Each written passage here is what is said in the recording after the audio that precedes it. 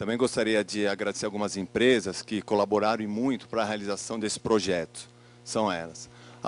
O Lab SSJ, que é o curador desse projeto, e também é uma empresa de desenvolvimento de pessoas, e todo o seu trabalho é embasado no tema inovação.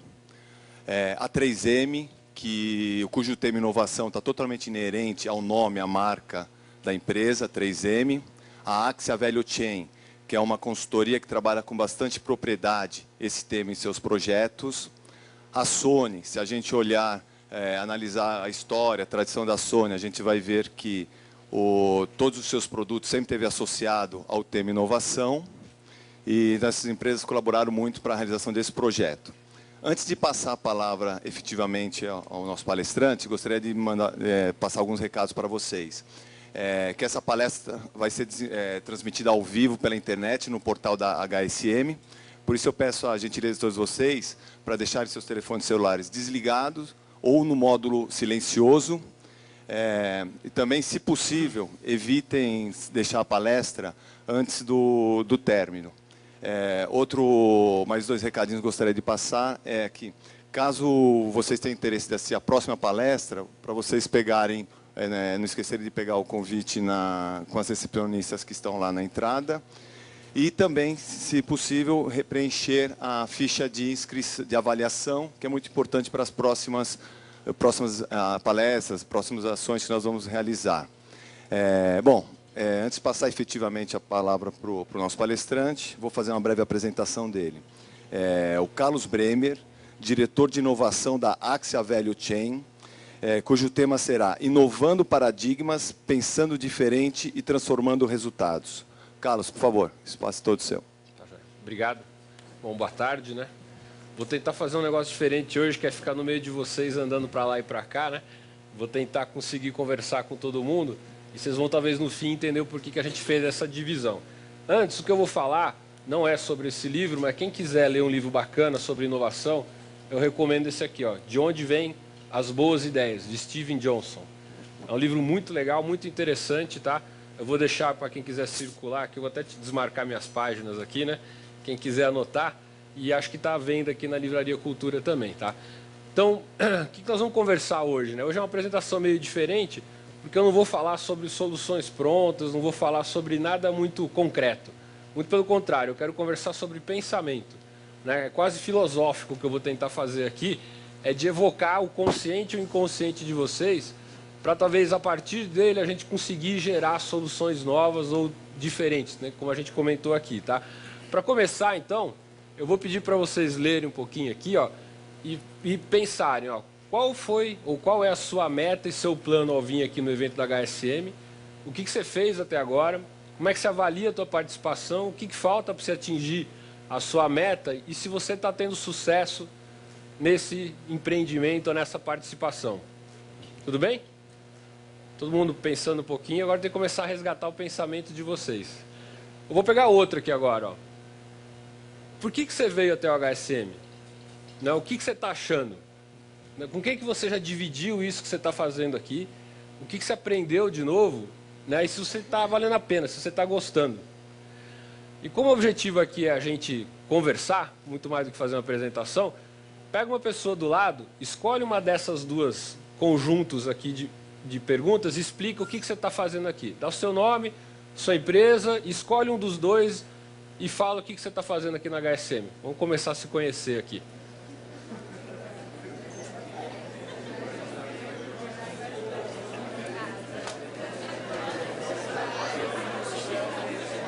Se tem alguém sobrando, eu vou junto aqui.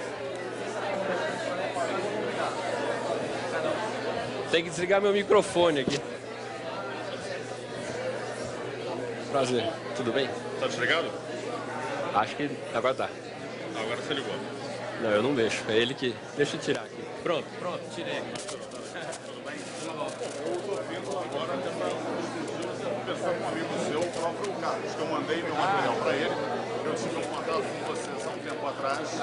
Então, a minha meta, porque eu tenho vários amigos que estão à exposição aqui, HSM Management, né? Na parte de produção de vídeos, da Eagle Fly. Você escolheu mais essa essa daqui. Legal. Então, a minha meta era retomar um contato que eu já tinha com outros Fundação Dom Cabral, por exemplo, aproveitar essa vinda para retomar contatos de projetos e iniciativas que a gente estava fazendo. Especificamente da Axis, eu tive contato há um tempo atrás com o Ricardo Carpo, há muitos anos. E aí eu tinha um projeto, na época continuou, a gente não retomou, mas aí eu vi esse trabalho de inovação e mandei meu material para o Marco Sá, que a gente vai estar falando. O que eu fiz até agora, eu cheguei ainda há pouco, foi dar uma rodada e já mapear o que ele tem.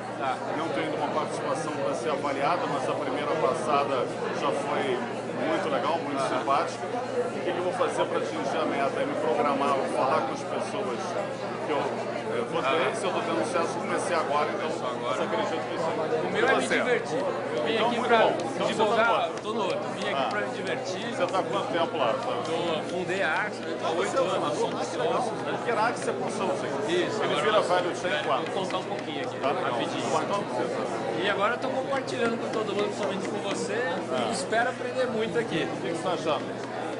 Para nós está sendo muito legal, porque é uma atividade de posicionamento. A gente está posicionando a empresa mais como gestão e não mais como supply chain. Muito bom. Porque vocês têm essa, você nasceu da USP, né? A gente nasceu e eu vou falar aqui. Eu sou engenheiro de produção, mas eu já comecei em People Chain. Legal, desenvolvimento. E o que você aprendeu de novo? Eu acho que assim, o pessoal está falando muito do mesmo. Sabe, eu estou vendo as palestras, mas é legal. Deixa eu voltar aqui para você. Obrigado, viu? Prazer. Pessoal, vamos lá? Muito bom, todo mundo conversou um pouquinho, né? Quem estava dormindo acordou, né? Tive o prazer de conversar um pouquinho. Vamos lá?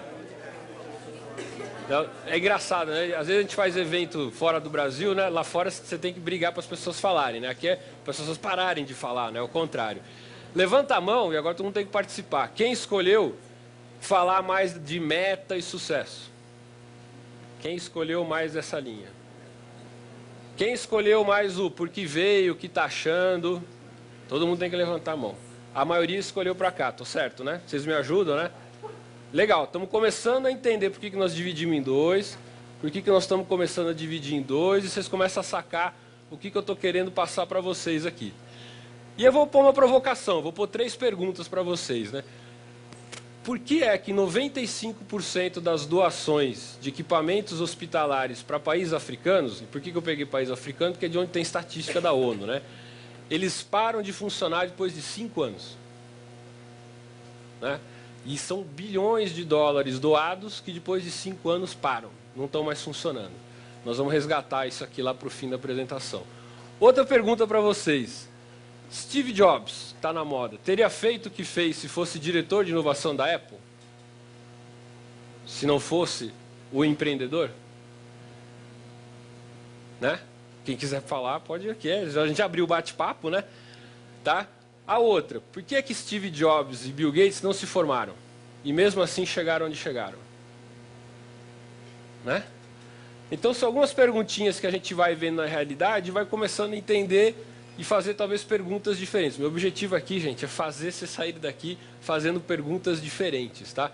Não vou dar resposta, vocês é que vão achar a resposta de vocês. Eu vou falar de inovar paradigma, não quero falar de quebrar paradigma. Quebrar paradigma é fácil, põe o outro no lugar, você não tem outro, você põe o velho de novo, né? Não sei se todo mundo conhece essa experiência que foi feita na Universidade da Califórnia. Eles pegaram 4 macacos, puseram numa jaula, e no meio da jaula puseram uma bancada e puseram banana. Quando um macaco ia pegar aquela banana, eles jogavam água gelada nos outros 3. 1 dia, 2 dias, 3 dias. Depois de uma semana, um macaco dava porrada no outro quando ia pegar aquela banana. Depois de um mês, os bichos morriam de fome, mas ninguém pegava a banana. A banana ficava lá. Beleza. Aí o que eles começaram? Pegaram um macaco, trocaram um macaco só. Tiraram o macaco, puseram outro. O macaco entrou todo animado, foi na banana, apanhou dos 3. E não tinha mais ducha, não tinha mais banho de água gelada. Acabou. Aí depois de um mês, aquele aprendeu, eu não posso pegar naquela banana. Trocaram o segundo macaco, trocaram o terceiro macaco, trouxeram o 4º macaco. Depois de 6 meses de experimentos, tinham 4 macacos que nunca tinham tomado água gelada na vida, mas nunca comeram a banana. É assim que a gente constrói um paradigma. Paradigmas são construídos. O que são paradigmas? São crenças. Coisas que a gente acredita com absoluta verdade. E essa crença constrói o nosso filtro de interpretar a realidade. Então, dependendo do que eu falar, num determinado lugar, aquilo é tido como absoluta verdade. em outros lugares aquilo é um absurdo. E aí a pergunta, podemos trocar nossos paradigmas? Nós conseguimos reconstruir, reformular paradigmas? É isso que eu quero falar. Entrar num modelo que a gente percebeu dentro das empresas com as quais a gente faz projeto e perceber que as pessoas acreditam piamente que estão fazendo a coisa certa e quando você vai olhar o resultado é horrível. E elas ficam se perguntando, o que é que eu estou fazendo de errado? E é nisso que eu quero chegar com vocês. Nós aqui, vamos brincar um pouquinho, somos todos macacos. E a nossa banana chama inovação. Nós fomos construídos com determinados paradigmas que nos obstruem, nos tornam muito difícil conseguir inovar. A pergunta do Steve Jobs é justamente sobre isso. Se ele tivesse que seguir e ouvir os outros macacos, os outros diretores, os sistemas de ROI, de compensação, de bonificação, talvez ele jamais tivesse chegado onde chegou. O Steve Jobs foi um inovador de paradigma. Né? Ele quebrou uma série de coisas que as pessoas falavam assim, não vai funcionar nunca. Porque ele tinha, né, a liberdade de poder fazer aquilo. Tudo bem? Legal. Então, o que eu queria falar? Na segunda-feira eu fiz uma apresentação, nós tem algumas pessoas que estiveram aqui, eu falei muito sobre o lado mais concreto das coisas, sobre estratégia, sistema, prática, metodologia, falei sobre comportamento. Hoje eu vou falar sobre pensamento, sobre crença. A gente só faz, gente, aquilo que a gente acredita. Né? A gente pode até propagar aquilo que a gente não acredita muito, mas fazer com paixão, com emoção, com motivação, a gente só faz aquilo que a gente acredita. Todo processo de mudança implica em você questionar o tempo todo naquilo que você acredita. Mudanças que entram no seu modelo mental são mudanças muito difíceis de serem feitas. E aí, né, talvez a gente esteja vendo aqui no evento da HSM, uma série de provocações que me fazem perguntar, mas pô, não foi isso que eu aprendi. Não é isso que eu acredito, é bobagem, isso é besteira. Talvez a gente tenha que dar uma desarmada para ouvir algumas coisas de um jeito diferente. Tudo bem? Vamos para a história de nós macacos aqui, né? O que nós aprendemos desde que a gente nasceu? Nós passamos por qual processo de banho de água quente e banho de água gelada? Tem 6, não sei se vocês conhecem essas pessoas aqui, mas esse aqui é o Adam Smith, lá de 1700 bolinha, que foi o primeiro cara que começou a falar de especialização. É melhor você fazer muito bem alguma coisa, cada um faz o seu e no todo o mundo gera uma escala muito maior. O Adam Smith, para quem sabe, né, ele era hoje, para os termos modernos, seria um vagabundo, né, porque ele ficava andando na rua e o que se chama hoje de economia de mercado, na verdade, é economia de feira. Ele ficava andando na feira e via como é que se regulava o número de maçãs, o preço da maçã, da banana e por que as pessoas compravam. Esse mesmo modelo ele levou para a economia mundial. É isso que ele fez. Depois dele vem o Descartes. O Descartes foi talvez o pai de tudo que a gente conhece aqui do ponto de vista de filosofia de pensamento. Ele vivia numa época em que existia uma mistura entre igreja e ciência, entre mente e religião, entre mente e matéria, na verdade, né? Religião e matéria. E ele foi o cara que chegou e falou, ó, matéria é uma coisa, religião é outra. E ele, com isso, permitiu o desenvolvimento das ciências como a gente conhece hoje, né? A matemática como uma linguagem universal para explicar o mundo, e não Deus. Porque quando tinha uma coisa que contrariava a realidade, a igreja falava, é Deus que quis assim. E ele falava, não tem a ver. Existe uma linguagem universal chamada matemática, método, proposta, que explica o que está acontecendo. E Deus vem depois, talvez para explicar aquilo que a gente não entende. Ele usava muito Deus. Mas para falar, tudo aquilo que eu não consigo entender é Deus, tudo que eu consigo entender é ciência. Entendeu? E aí ele começa a vir com toda a parte de formular hipótese, pergunta. E aí depois dele vem todo mundo que a gente conhece aqui. O Henry Ford, que talvez tenha sido o cara mais brilhante do ponto de vista de gestão, porque criou a linha de montagem e tudo que a gente conhece aqui, ó, tudo. Tudo que a gente veio dele, do mundo da escala. Divide, dá padrão, dá método e assim por diante. E aí veio o pessoal que aplicou. O Deming, com a qualidade total. O Taishi Ono, com o sistema Toyota. Jack Welch, e isso aí serve tanto para a indústria como para serviços. São métodos de gestão que vêm da mesma origem. O que é essa origem, pessoal? Agora vamos entrar lá. No inconsciente de todos nós, roda esse programinha aqui, ó. Isso aqui é o que a gente roda. Tem um problema? Primeira coisa que eu faço com o meu problema. Se o problema é complexo, o que eu faço com ele? Eu quebro em probleminhas menores porque aí eu vou resolvendo os problemas, delego e consigo resolver o todo. Mas para eu conseguir resolver isso aqui, eu preciso de estabilidade. Então eu tenho que resolver no momento em que fica estável. Ali eu consigo. Se outro é instável, deixa de fora. E você vai resolvendo, resolvendo, resolvendo. Ele tem que ser previsível. E o que é objetividade? Eu tenho que sair da realidade, olhar de fora e tornar ele repetível. Nós todos pensamos assim. Vocês podem, né? Alguns mais, outros menos. Mas nós pensamos assim. Por que nós pensamos assim? É que eu quero chegar com vocês aqui. De novo, vocês já conheceram a pessoa do lado? Bate um papo rapidinho. Esses 4 bases aqui, tem alguma coisa a ver com o sistema escolar? Que vem desde o primário, ensino fundamental, né? Agora, para quem era do primário, né? Fundamental, médio, colegial, faculdade, até MBA. Tem alguma coisa a ver isso aqui com isso? Vamos bater um papo.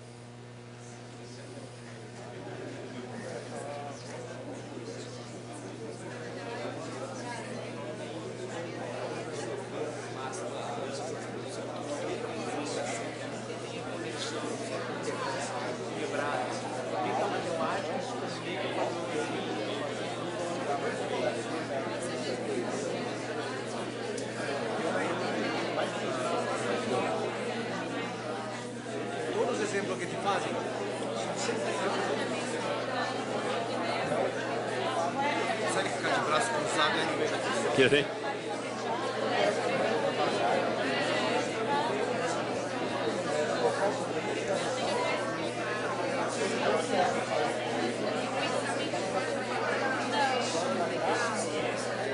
Obrigado.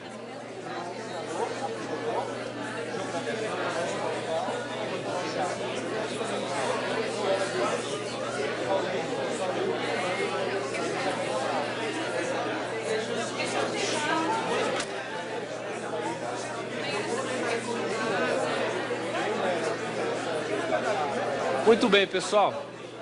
Tem que cortar de novo por causa do tempo. Mas a minha provocação está indo bem. Tem tudo a ver, gente. Olha lá. Ciências exatas, humanas e biológicas. Está errado aqui, né? Não, está certo, biológicas.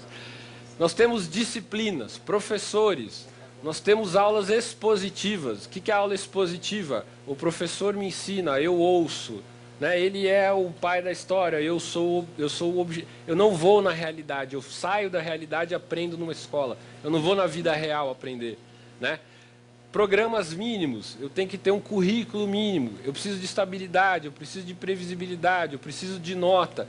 Isso vem, gente, desde os nossos 5 anos de idade e vem até hoje. O nosso pensamento é, se eu quero entender a realidade, se eu quero aprender, eu decomponho, saio da realidade, aprendo, peço uma meta, peço um número, tirei 5, fiz minha parte na vida. E é assim que a gente pensa. Oi? Para os outros, É. Oi? 5 não, né? Vamos tirar uma notinha melhor. E tem um negócio interessante, eu dei, né, muito tempo aula, né? E eu falava, provocava meus alunos, eu não sei se por bem ou por mal, sabe quantas vezes nós mostramos a nossa média escolar na vida? Uma vez. No primeiro emprego, ou talvez você consiga sua bolsa de iniciação científica. Nunca mais ninguém te pede a sua média. Né? Então é triste, porque você passa 15 anos da tua vida tentando tirar 10, e aí só sua mãe dá parabéns. E ela esquece, né? Quando tirar 10, colou de quem, né? Tudo bem? Então vamos lá. E aí vem para a pergunta, talvez, né, levando a gente para nós como gestores, nós estamos no evento de gestão, nós queremos provas, nós queremos certeza, nós queremos fazer planos concretos, nós queremos atingir resultado. Eu pus essa figurinha para falar exatas, biológicas, ciências sociais. Febre, uma conversa, uma equação. Qual desses 3 métodos me dá algo que é chamado de cientificamente comprovado? Qual dos 3? Que é o melhor método? Febre, né? Para quem tem filho, né? Teu filho vai com febre. Você vai lá no Einstein, qualquer lugar que você for, olha o ouvido, garganta, é virose, né? A equação vai até aí. Ciência social, gente, isso aqui, como é que eu vou saber o que vai acontecer dessa conversa aqui? Não tenho a menor ideia. Talvez saia casamento, saia emprego, saia empresa, sei lá o que sai daqui. Eu não consigo comprovar. Então nós, como somos obrigados, do ponto de vista de gestor, a prometer resultado, a gente recorre a tudo aquilo que a gente aprendeu e sempre à busca de uma solução exata, um método. Então, né, por que nós dividimos aqui? Vocês vão começar a entender, né? Tudo bem? Então, eu estou querendo levar a gente a entender muito rapidamente, de forma simplista, como nós pensamos, o nosso lado do pensamento, onde ele está. Eu vou fazer uma brincadeira agora com vocês. Quem já conhece, por favor, não fale. Eu vou mostrar número e símbolo. Número e símbolo. Eu quero ver quem decora os 9. Tudo bem? Vamos lá. Número, símbolo, número, símbolo, número, símbolo. Pronto. Quem decorou os 9? Pô, vocês não pensaram rápido, gente. Que é isso? Vamos lá, de novo, vai. Pronto. Quem decorou os 9? Oi? Tem uma lógica, né? Todo professor põe pegadinha, né? Não põe à toa, né? Vamos decorar os 9 em 2 segundos agora. Ah, entendeu? O que é essa brincadeira? O que eu queria que vocês levassem daqui? Nós pensamos assim e eu quero que vocês pensem assim. Eu quero que vocês pensem enquanto jogo da velha. Você não precisa saber os 9 números. O que eu preciso saber? Existe um joguinho da velha onde tudo se conecta de alguma forma. O que é a aplicação disso que eu estou falando? É isso aqui, ó. Se você perguntar para alguém na sua empresa, como é que funciona a sua empresa, ele começa a desenhar o quê? Dá 5 minutos, ele desenha o quê? O organograma. Tem produção, tem venda, blá, blá, blá. Aí eu tenho um problema. Ah, vou buscar a solução. O que eu faço? Ah, compro um sistema. Ah, contrato uma pessoa. Ah, põe dinheiro. Ah, entendeu? A gente sempre pensa quebrado. A gente nunca consegue, porque é muito complicado esse negócio do todo. Imagina, né? Você entra lá, vou fazer engenharia, você só vai ter uma nota depois de 5 anos. Pô, pelo amor de Deus, né? Aí vão cobrar se eu realmente aprendi ou não, né? Melhor não, melhor fazer cada disciplininha, uma matériazinha, tiro 5 e pá, vou para casa feliz da vida. O problema é que a gente não está conseguindo ir mais para casa feliz da vida. A vida está ficando um pouquinho mais complicada. E aí, ó, de novo, ó. Isso que eu falei, tem alguma coisa a ver com todas as instituições que a gente conhece? Governo, empresa, escola, exército, família, planejamento individual. O que vocês acham? Agora vamos conversar comigo aqui um pouquinho. Vocês veem relação entre esse jeito de pensar reducionista, quebrado, para todas as organizações que a gente conhece, até para a nossa vida pessoal? Sim. Existe uma hierarquia, a gente quebra, a gente reduz, a gente, entendeu? Nossa cabeça funciona assim. Agora eu vou fazer uma provocação para vocês. Tenta fazer isso com sentimento. Cria uma hierarquia de sentimentos. O que vem em cima? É amor? Né? Pro Abílio ele falou ontem, é felicidade, né? Vamos ver, né? Entendeu? Mas nós conseguimos fazer uma hierarquia. Amor se divide em amor pela mulher, pelo filho, pelo Corinthians. Amor pelo Corinthians é frustração. Né? A frustração vem para cima depois do domingo. Não dá, né? Entendeu? Então aí começa a falar, pô, mas existe um mundo exato. Ah, mas existe um outro mundo aqui. Porra, como é que eu junto os dois, né? Estão me pedindo um negócio meio esquisito. Então, o modelo clássico que a gente conhece de organização é isso aqui, ó. Tem um presidente, os diretores têm gerentes, têm supervisores, papapá. Nós aceitamos isso como uma realidade. E aí você tem que construir um modelo de gestão que satisfaça a este mapa mental. Não dá mais. E quando a gente fala de inovação, pessoal, qual área vai tomar conta de inovação aí? Quem é responsável aqui dentro por fazer e entregar inovação? Todos. E aí você fala, mas espera aí, eu estou lá numa caixinha aqui embaixo, talvez eu seja diretor de inovação, mas como é que eu vou envolver todo mundo? Se a outra área é gerida pelo outro cara, com outras metas, outras, né? Você nem consegue começar a conversa, porque a estrutura organizacional não te oferece isso. Os sistemas de RH, a nossa cabeça, né? A nossa cabeça consegue conceber, e aí você fala, vamos fazer uma estrutura de célula. Nossa, que isso, gente? Estrutura de célula, de time, de grupo, de staff, não funciona. O mundo tem que ser pragmático, concreto, eu tenho um bônus para atingir, eu tenho uma meta para atingir, assim eu vou. Então, tudo aquilo, pessoal, que hoje em dia é interdepartamental, sofre demais para a gente fazer gestão. É inovação, é atender um cliente na data desejada. Quem é que entrega um produto na data desejada? Quem é responsável? Todos. Se o cara não comprar na data certa, eu não entrego. Se eu não produzir, se eu não vender, se eu não entregar, né? Então fica aquele negócio, fica todo mundo olhando, putz, é mesmo, né? Atrasou. Fazer o quê, né? Mas deu dinheiro, oba, né? Deu dinheiro, entendeu? Sustentabilidade, para mim, é quem vem para matar a gente a pau. Vem para destruir tudo que a gente pensa. Inovação, resultado. E aí vamos para o suprassumo, capítulo 1 aqui, que é o PDCA. Então, né? Deming, qualidade total, todos nós aqui faz o seu PDCA. Planeje, defina a meta, execute, cheque a meta, corrija e faça de novo. Nada do que é medido pode ser gerenciado. Né? Então para gerenciar minha vida, eu tenho que pôr uma meta na minha vida, eu tenho que pôr um número, um indicador. Entendeu? Então vamos lá, agora parei um capítulo 1, pensamento atual. Vamos para o novo. Falar um pouco de caso da Axia, da nossa própria empresa. Ela é uma decorrência, talvez, de fugir um pouco desse PDCA.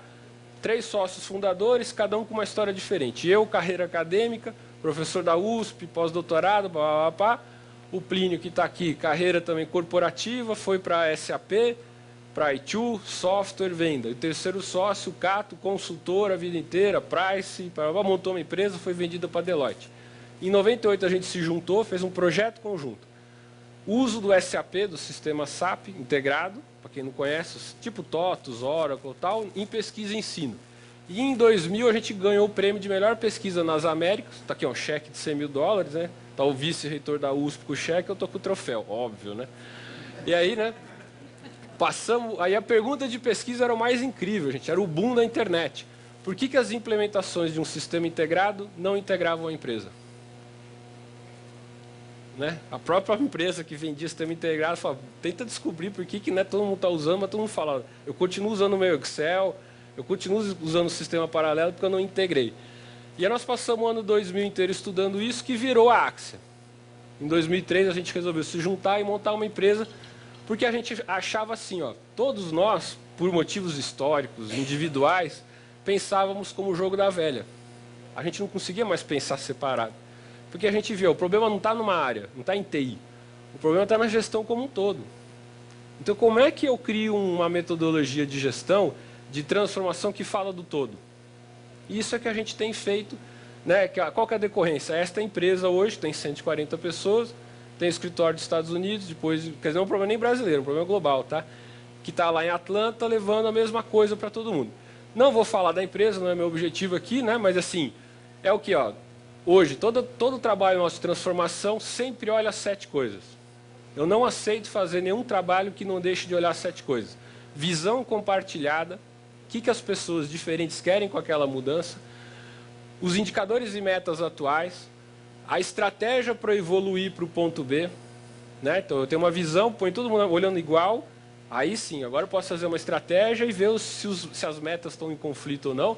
E aí eu vou entrar em processos, pessoas, tecnologia e organização.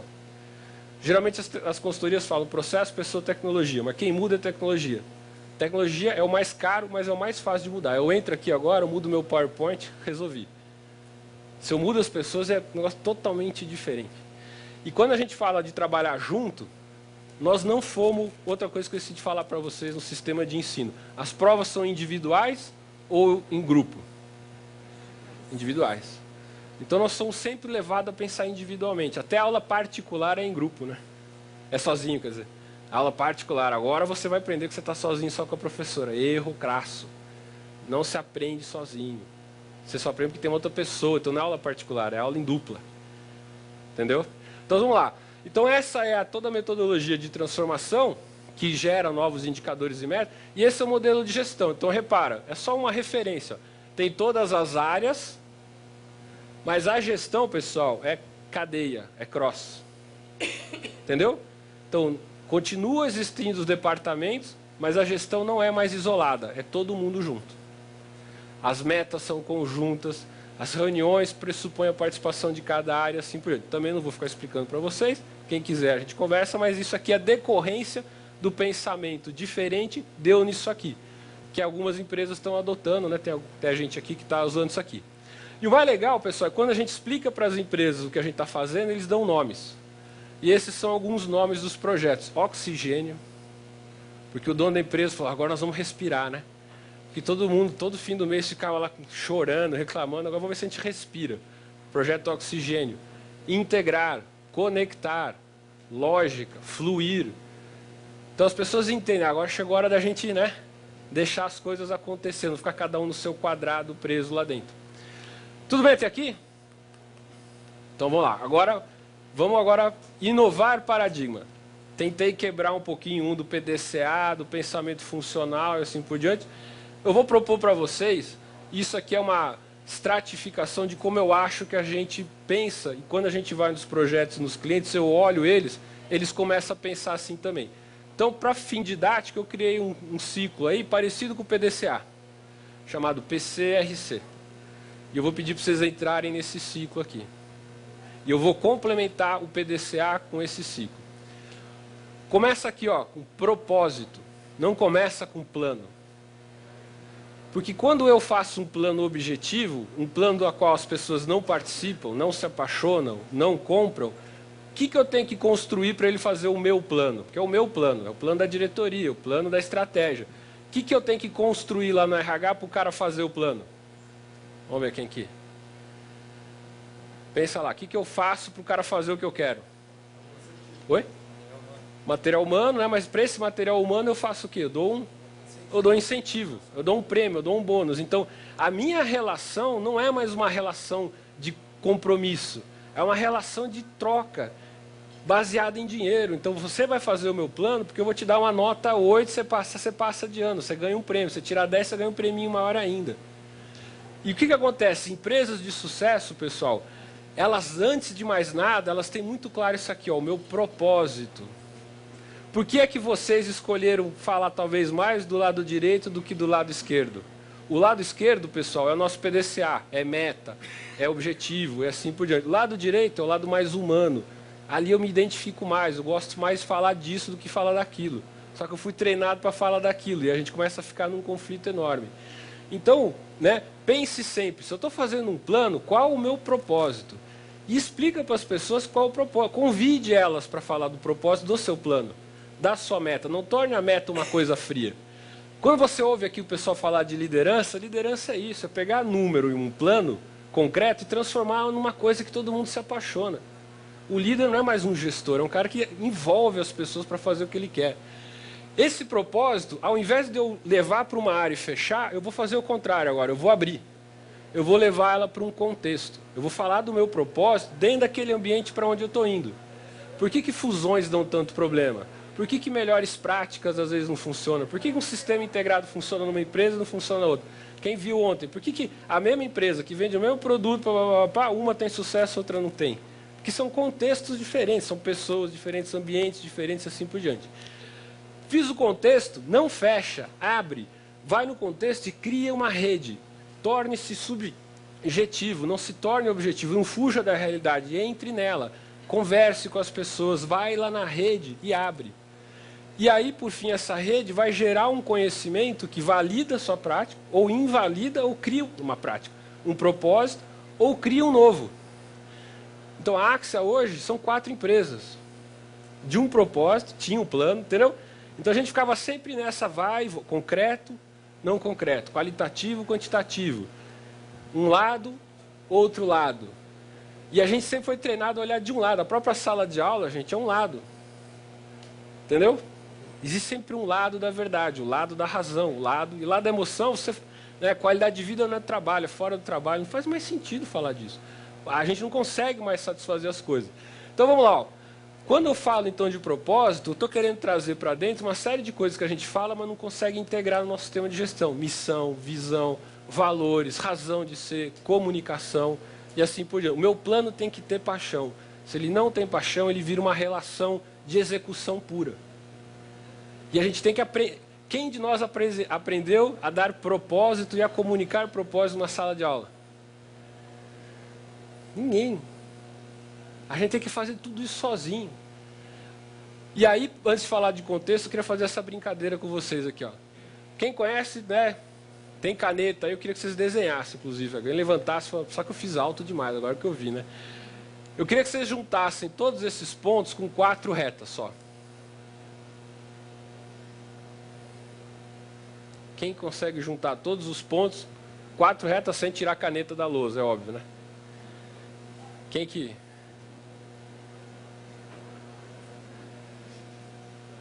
Meu propósito é fazer todo mundo pensar um pouquinho aqui. Ah, legal, todo mundo está fazendo papel aí, ó. Já conseguiu? Você conhecia? Já conhecia.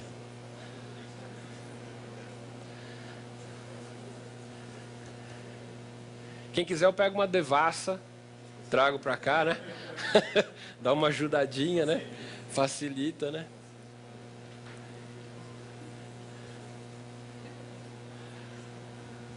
Quem conseguiu já? Fala, Gino. Desenha lá para nós. Você tem canetinha aqui, ó. Desenha na lousa.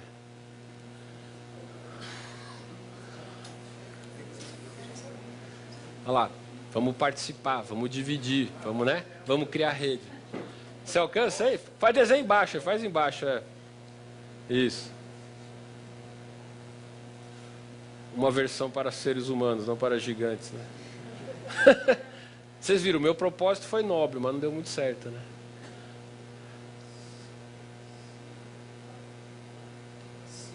Isso. Isso. Muito bem, muito bem. Salva de palmas aí pro Gino, né? O que o Gino teve que fazer para interligar? Ele saiu fora do quadrado. Entendeu? Então a gente põe justamente isso que todo mundo já se fica preso aqui dentro no campo visual. E para você resolver, às vezes você tem que sair. Contexto, gente, é isso. Saia fora do teu óbvio, da tua área óbvia e vá buscar relação. Então contexto envolve crença, cultura, ambiente. E aí, pessoal, existe uma coisa macroeconômica mundial acontecendo, que são os BRICS. O que os países emergentes provocam o mundo inteiro a falar de contexto e não falar mais da solução ideal? Né? O BRIC, como é que era o modelo anterior? De escala. Faço um produto, mudo a cultura mundial para comprar o meu produto e serviço. Eu mudo o contexto para querer o que eu quero. Não dá mais. Porque hoje 75% da renda per capita que mais cresce do mundo está fora do primeiro mundo. Mudou o contexto inteiro. Então a gente não vai conseguir. A estratégia de levar o produto global para um lugar local é muito difícil hoje. Tá? E aí entra também emoção, então entra todo lado mais emocional.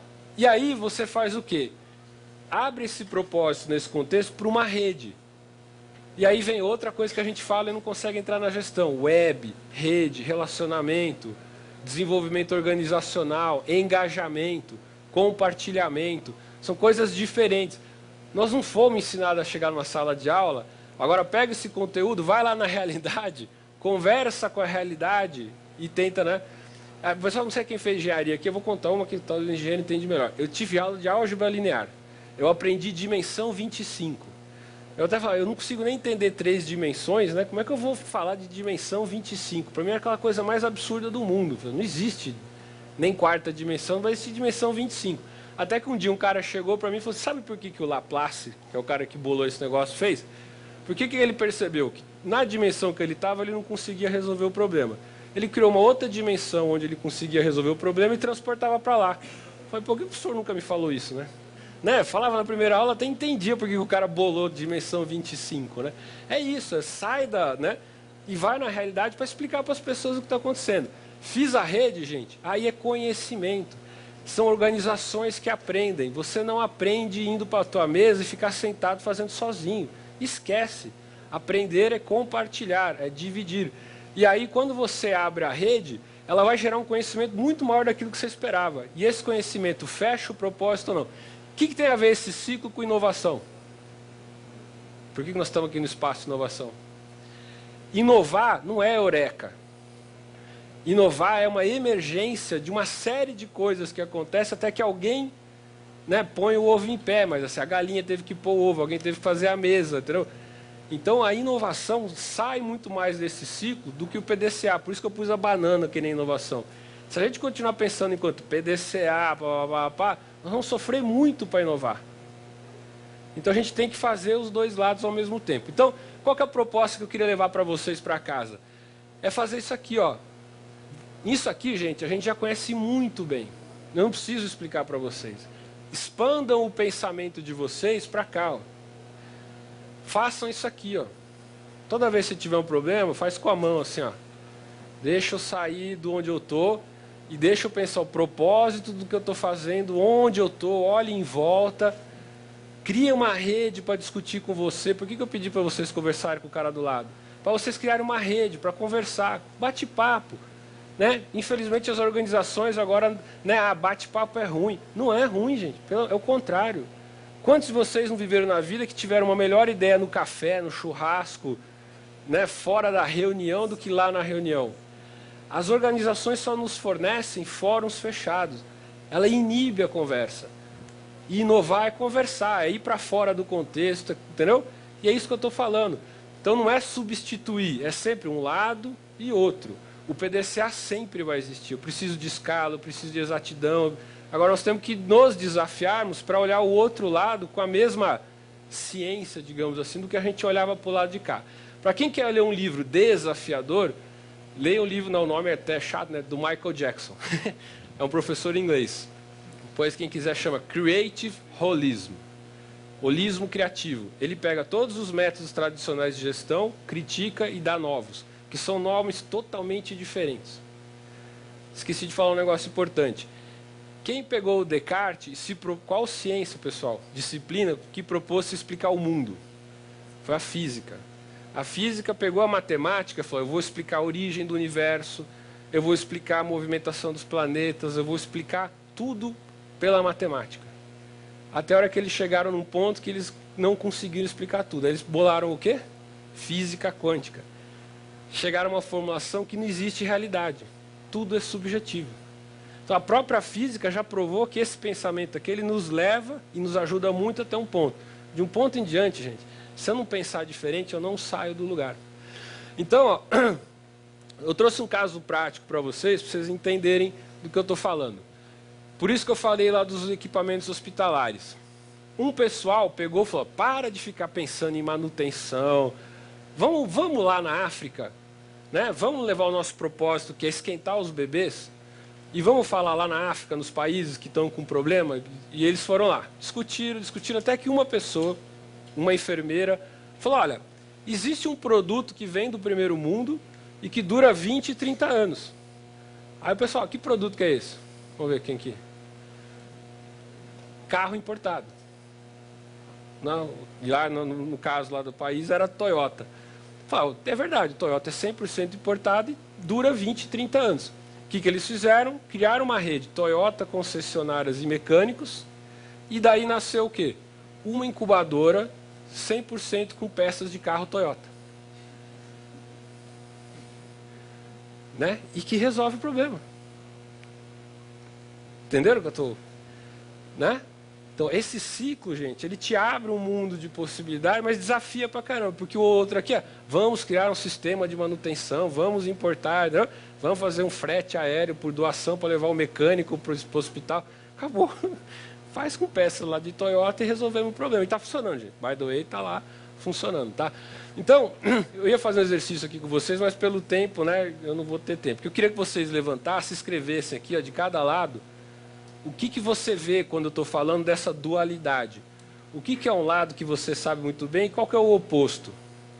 Faz só rapidinho mentalmente. Se alguém quiser lá escrever, eu até pedi para tirar foto, para mandar a foto para todo mundo aqui, compartilhar o conhecimento, esse PCRC que a gente está fazendo aqui, para a gente dividir com todo mundo. Quem que quer falar uma dualidade assim? Que nem eu falei, ó, qualitativo, quantitativo. Outro. Racional, emocional. Objetivo, subjetivo. Conhecido, desconhecido. Tá bem. Fechado, aberto. Pessoal e grupo. Claro e escuro. Tangível e intangível. Gente, mais de 50% do valor das empresas na Bolsa de Nova York é intangível. Se você fizer a liquidação da empresa, não tem ativo para pagar o valor que ela vale na Bolsa. E nós fazemos tudo método de ROI tangível.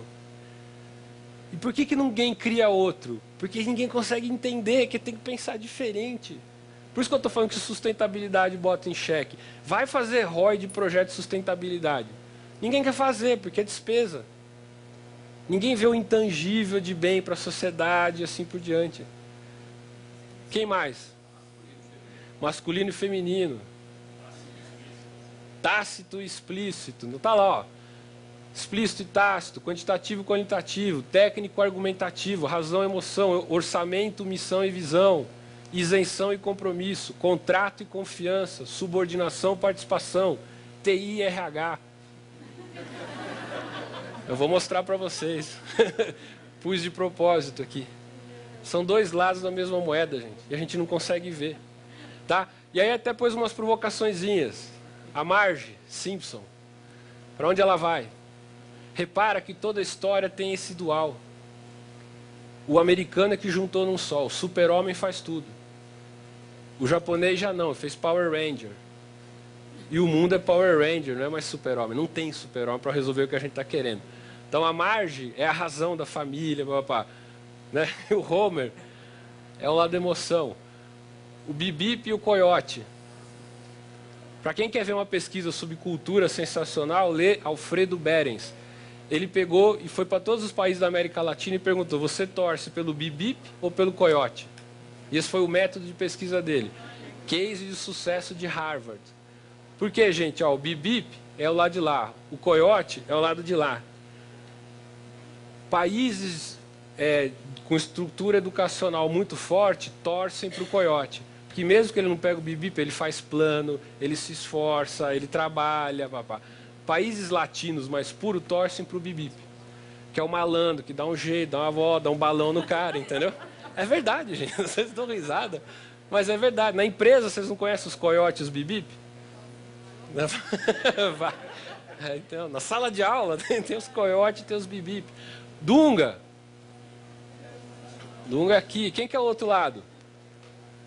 Romário, tá lá, entendeu? Foi o que conseguiu fazer a gente ganhar aquela Copa lá. O Dunga falou: deixa o cara, eu corro por ele. Deixa ele fazer o lado dele, deixa ele beber, deixa ele sair, faz parte. Eu me comporto. E no fundo, que a gente está falando o tempo todo que eu fiz essa divisão aqui, que eu não sei se funcionou, o tempo todo nós estamos falando do nosso tico e teco. E a gente é educado só pro tico. E o teco fica para a gente dar um jeito lá em casa, na nossa vida pessoal. Não dá, mas o mundo é redondo, entendeu? Assim, por 100 anos, ele ajudou a gente pra caramba a explorar um mundo de escala. Ele não ajuda mais. É disso aqui que a gente está falando. Toda a neurociência está levando a gente a entender. Cada hemisfério do nosso cérebro leva para um lado. O lado emoção, o lado razão. Não adianta ficar só trabalhando um lado no mundo da gestão. Eu tenho que trabalhar os dois simultaneamente. Então, toda vez que você tiver numa sinuca de bico, faz assim com o dedo, vocês vão lembrar. Assim, pô, deixa eu sair um pouco para cá, né? Deixa eu dar uma volta, que aí talvez eu encontre a solução, né, para a gente fazer. E aí eu vou chegando na parte final. Eu adoraria falar de um monte de paradigma que a gente encontra e que a gente está tentando inovar, que é a razão de ser da nossa empresa. Então, se vocês perceberam, parece hoje eu não trabalho mais, eu me divirto um monte, né?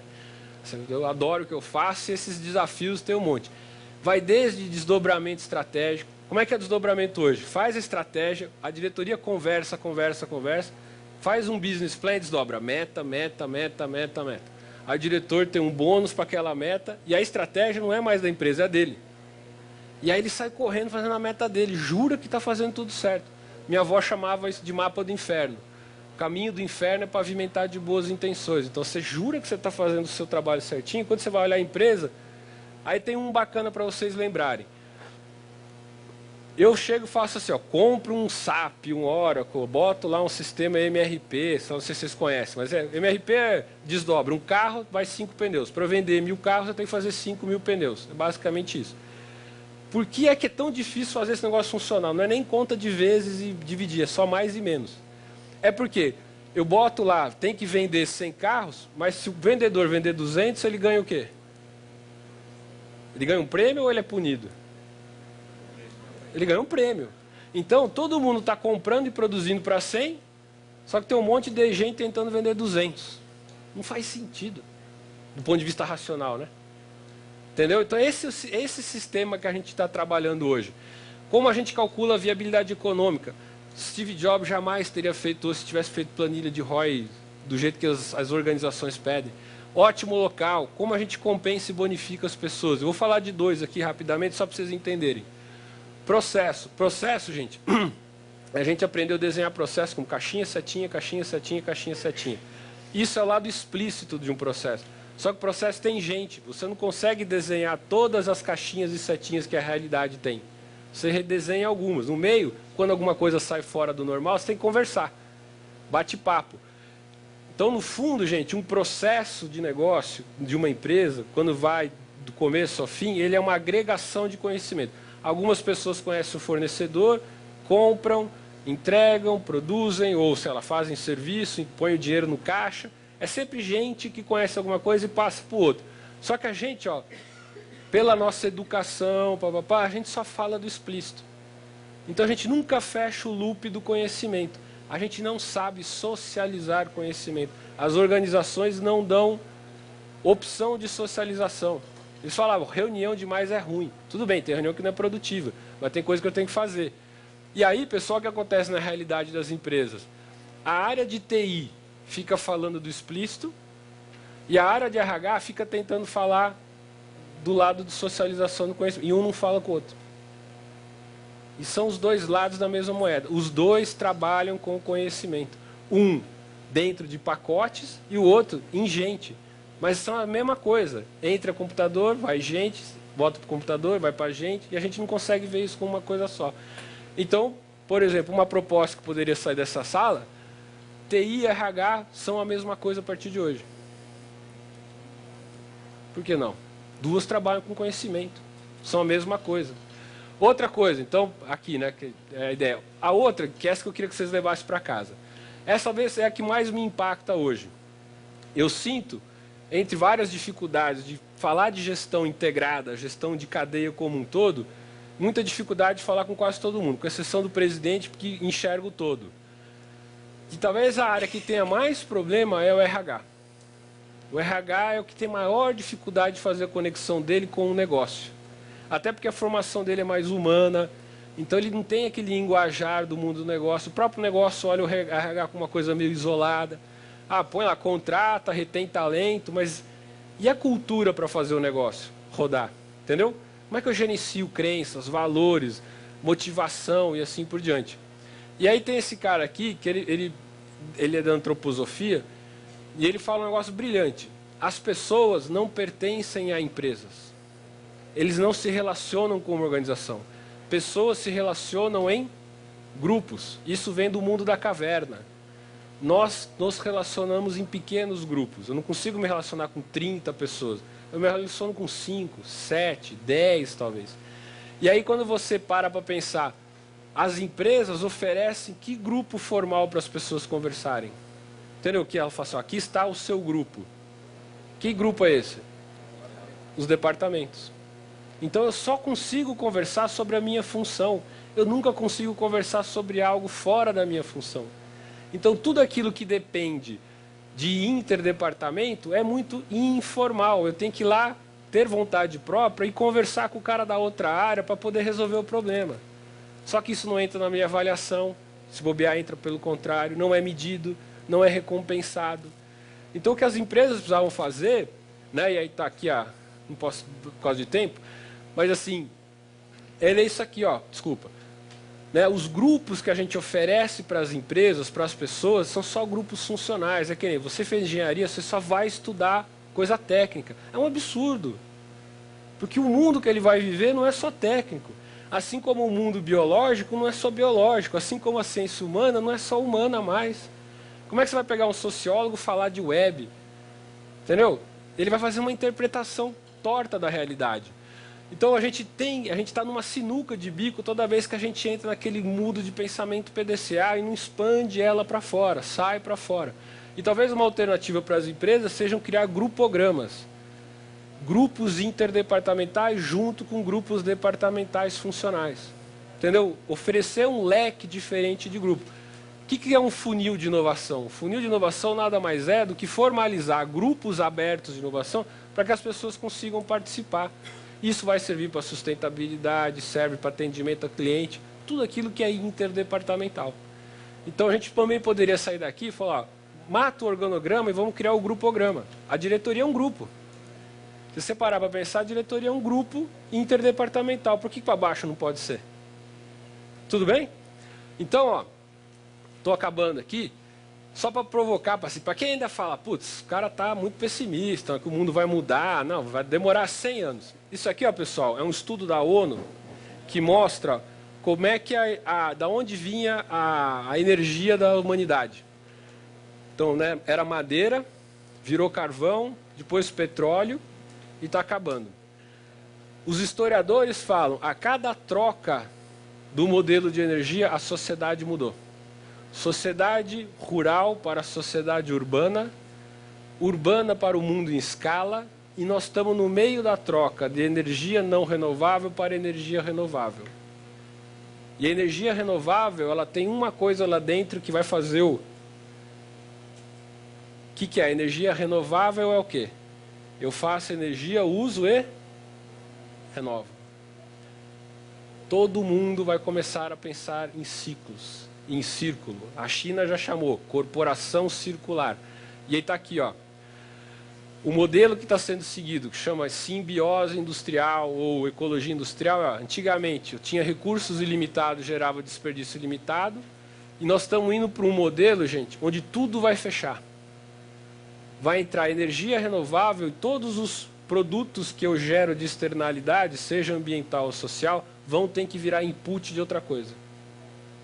Entenderam? Então, se eu gero, sei lá, algum subproduto que eu jogo fora, eu vou ter que me comprometer a falar, isso aqui vai virar matéria-prima de um outro negócio, e assim por o mundo vai se fechar. Pode demorar 10 anos, 20, 100. Vai acontecer. Ou a gente não resolve o problema do planeta. Nós vamos ter que nos fechar. Não adianta mais eu sair da realidade e falar, eu sou um ser fora da realidade. Próximos passos para nós, ó, convite, apliquem esse PCRC em problemas que vocês tiverem, me dê um feedback, quem quiser dividir, manda um e-mail, né? Estamos lá na Axia, entra no site, tarará, ou para alguém da Axia. E se der, né, agora que vocês se conheceram um pouquinho, né, criar uma rede de compartilhamento aqui. Agradeço, aqui está meu e-mail, espero que tenha sido interessante para vocês aí. Obrigado.